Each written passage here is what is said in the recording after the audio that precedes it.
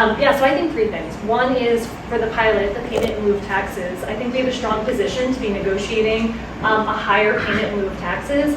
My MBA is from Yale. Yale pays a much higher percent of their endowment in their payment in lieu of taxes.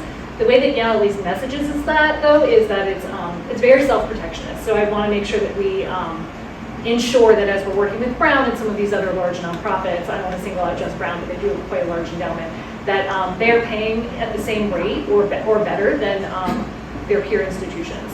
The two other things, one is we could be also better at leveraging the expertise and the fact that these really like nation-leading organizations are in our city. For example, like one of the authors of the IPCC report, which is like the International Panel on Climate Change that writes all of the biggest climate change reports, he's at Brown, like one of the major authors of that, and totally uninvolved in the climate work we're doing here in the state. And there's tons of other amazing resources at Brown in the same way, and a lot of the other universities, so let's leverage that for the people of Providence. And the third is, I would love to make sure that we're leveraging the buying power of these large institutions to support local businesses here in Providence. When I was the state's director of food strategy, we worked a lot with Brown and some of the other institutions.